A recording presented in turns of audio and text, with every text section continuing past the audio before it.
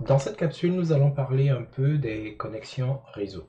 Par défaut, lorsque vous avez une machine virtuelle et que vous la lancez en supposant que vous n'avez touché à rien, que vous êtes resté avec les paramètres par défaut, il va allouer à la machine virtuelle une carte réseau. Donc, il va faire comme si la machine virtuelle a une carte réseau. Quand je dis il, c'est VirtualBox. Et votre machine virtuelle sera capable de se connecter, par exemple, à Internet, mais elle ne sera pas visible sur votre réseau local. C'est un peu comme lorsque vous avez un accès à votre fournisseur d'accès Internet et vous avez plusieurs ordinateurs dans votre maison, un à l'étage, un au rez-de-chaussée et peut-être un au sous-sol.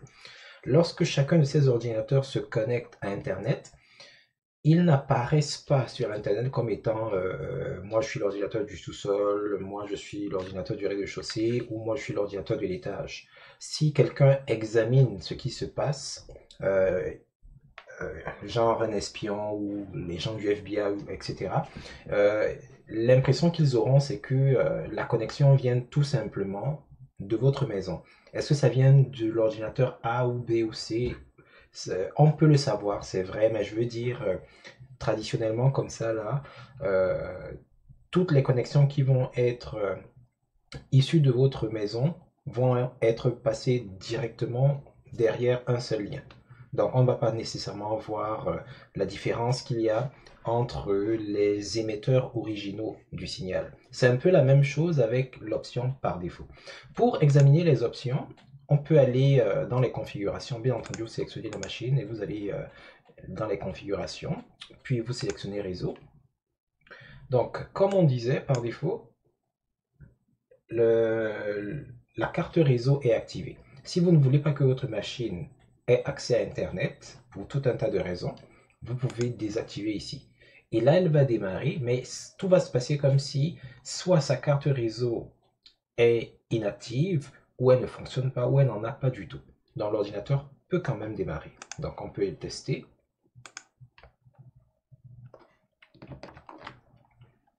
Voici donc notre poste de travail qui a démarré, mais il n'est pas du tout connecté à Internet. Donc si on essaye de se rendre par exemple sur Google, c'est un message d'erreur qui va nous attendre.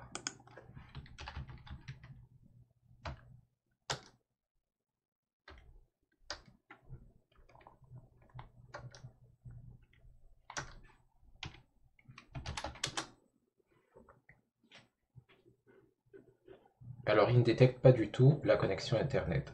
Bon, je ne sais pas si vous êtes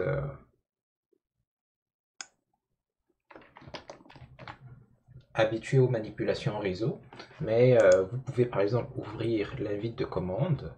À partir du bouton démarrer, vous prenez exécuter, vous tapez CMD ici à l'intérieur, ou alors si vous avez l'invite de commande directement disponible, et vous pouvez taper par exemple ping, et là vous mettez google.com. Si il y a la connexion internet, il aurait commencé à écrire un certain nombre d'informations avec les temps de réponse, etc. Donc cet ordinateur n'est vraiment pas connecté à Internet. Par contre, il est capable de faire tout ce qu'il est censé faire, sauf se connecter à Internet. Alors ça, c'est la première manipulation. Dans le cas où vous voulez que votre machine virtuelle soit connectée à Internet, vous avez globalement deux choix principaux. Alors le premier choix, à partir des paramètres réseau, consiste bien entendu, il faudra activer, soit vous prenez l'option NAT, soit vous prenez l'option accès par pont. Quelle est la différence entre les deux? Alors l'option NAT, c'est un peu comme ce que nous expliquions en introduction, c'est-à-dire l'ordinateur peut se connecter à Internet en se greffant, en s'identifiant à la connexion de votre ordinateur hôte. En d'autres termes, il y aura une translation d'adresse. Donc on ne va pas voir votre machine virtuelle se connecter à Internet comme si c'est elle la machine virtuelle. Tout va se passer comme si c'est votre poste de travail physique qui se connecte à Internet. Donc, le NAT, le mot d'accès NAT, c'est un peu comme un accès par procuration. L'élément qui accède à la connexion Internet, l'élément qui est reconnu, réputé comme accédant à la connexion Internet, ce sera le poste principal. L'identité de la machine virtuelle ne sera pas du tout dévoilée, a priori. Et lorsque vous utilisez plutôt l'autre méthode, accès par pont, ce qui se passe, c'est que, comme le nom l'indique, c'est comme si on met à la disposition de la machine virtuelle les cartes de réseau de votre machine physique. Et quand vous utilisez ce mode-ci, la machine virtuelle va se connecter à Internet en étant une entité à part. C'est-à-dire, elle va apparaître, par exemple, sur votre réseau local et toutes les transactions qu'elle fera lui seront directement assignées.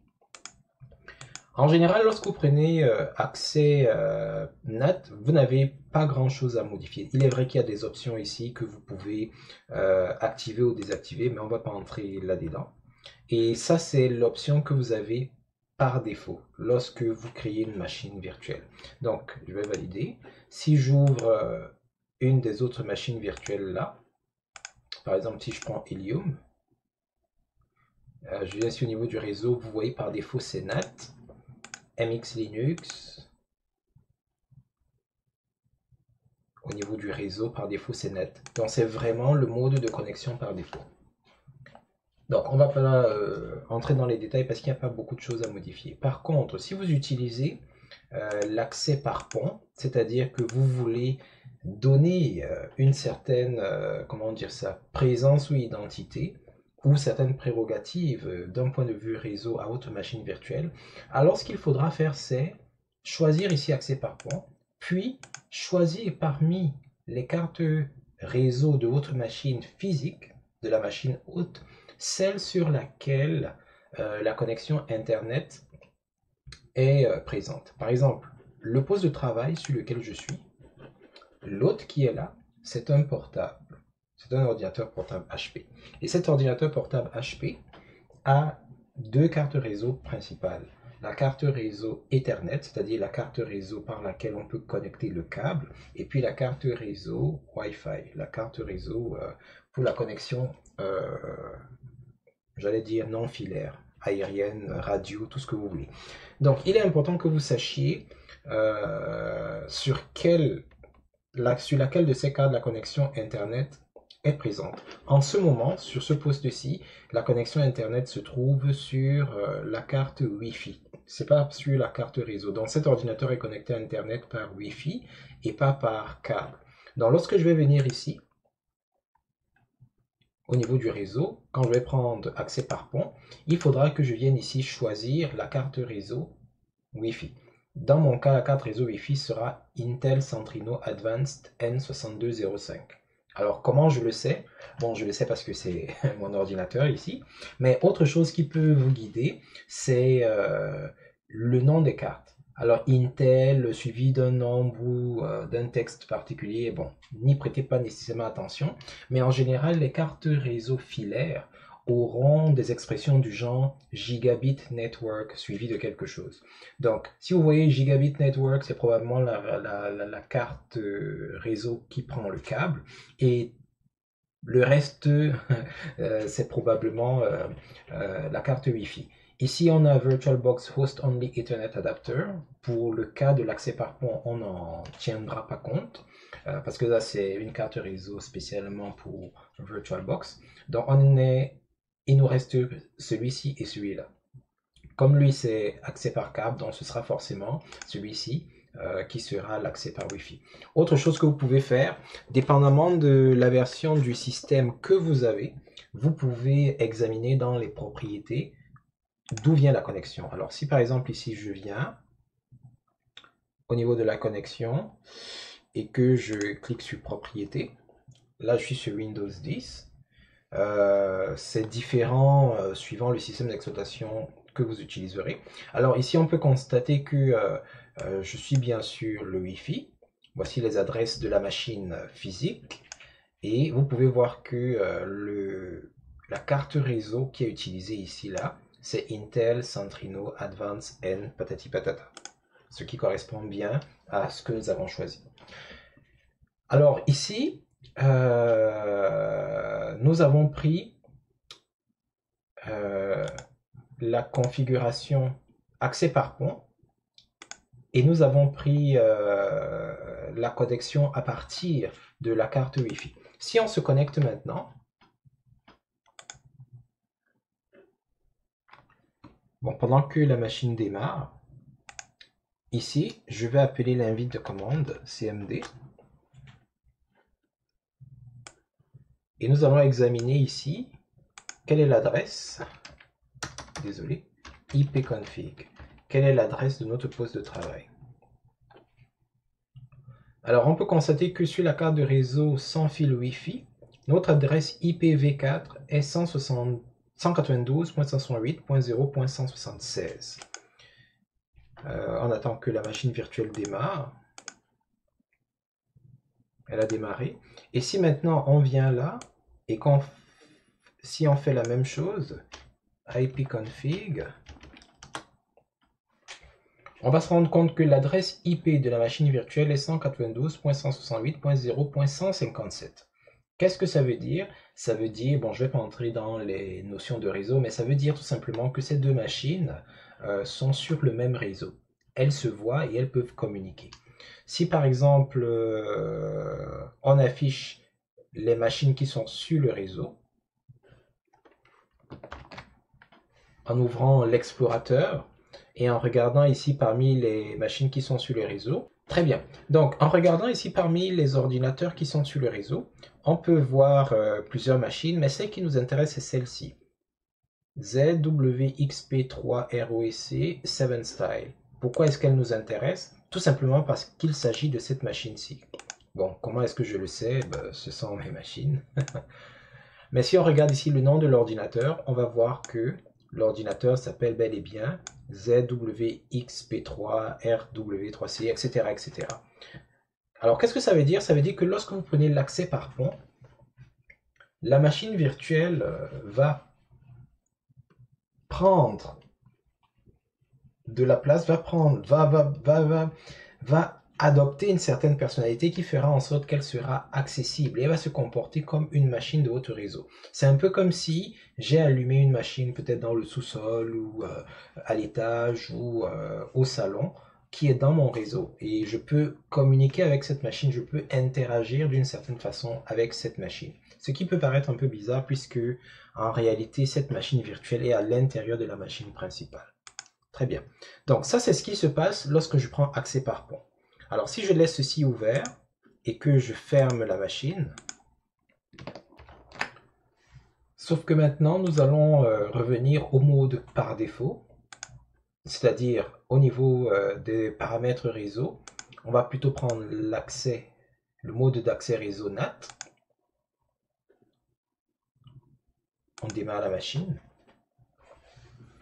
Vous allez vous rendre compte que le poste de travail pourra se connecter à Internet, ce qui est le comportement normal, mais il ne sera pas une entité du réseau.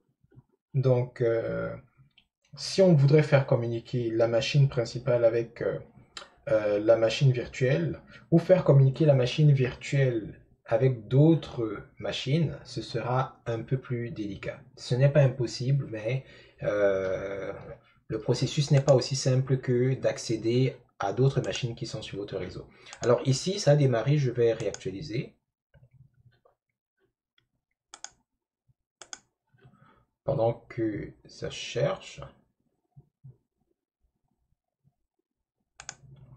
Si je viens ici au niveau de l'invite de commande et que je tape ipconfig,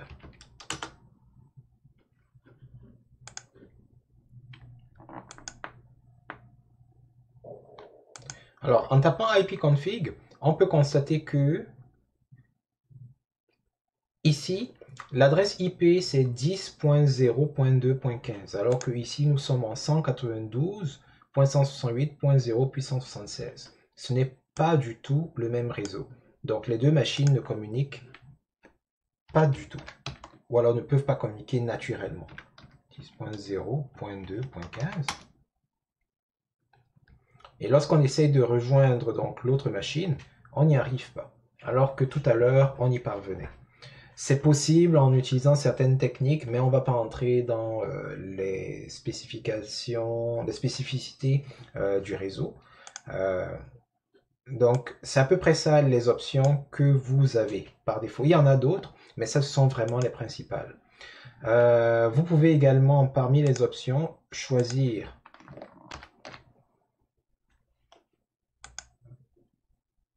les réseaux internes. Ça, c'est dans le cas où vous voulez créer un réseau juste interne, on ne se connecte pas à Internet. Surtout dans le cas où vous envisagez créer un réseau local pour faire communiquer les machines virtuelles entre elles uniquement. Donc, ce que vous ferez, c'est que pour chacune des machines que vous voulez connecter au fameux réseau, vous allez choisir réseau interne et laisser Intnet. Et elles vont toutes être dans un réseau local. Après, bien entendu, il faudra vous assurer que vous affectiez les bonnes adresses aux machines pour qu'elles soient capables de se voir, parce que si elles n'ont pas les bonnes séries d'adresses, elles ne pourront pas se voir. Ça, c'est vraiment la gestion du réseau. On ne va pas entrer là-dedans. Autre chose que vous devez également reconnaître, c'est que par défaut, il y a une interface réseau qui est activée. C'est un peu comme si les machines virtuelles, par défaut, lorsque vous les créez, ont une carte réseau. Mais vous avez la possibilité d'en activer jusqu'à 4. Pour le moment, elle n'en a qu'une, mais si par exemple j'active ici, il y aura l'adaptateur 1, c'est-à-dire la carte réseau 1 et la carte réseau 4 qui vont être activées, et ainsi de suite.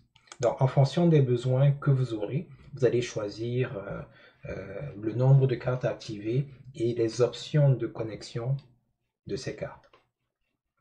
Donc pour récapituler, si vous voulez que votre machine virtuelle soit connectée à Internet, soit vous laissez l'option par défaut NAT, soit vous choisissez l'accès par pont, mais dans ce cas, il faudra bien prendre soin d'indiquer à VirtualBox à partir de laquelle des cartes réseau de la machine physique il va pouvoir se connecter afin de pouvoir avoir accès à Internet. Si Internet ne vous intéresse pas ou que vous ne voulez même pas du tout que votre ordinateur soit connecté à Internet, soit vous désactivez tout simplement l'interface réseau, ou alors vous pourrez choisir par exemple le mode d'accès réseau, réseau interne, tout simplement.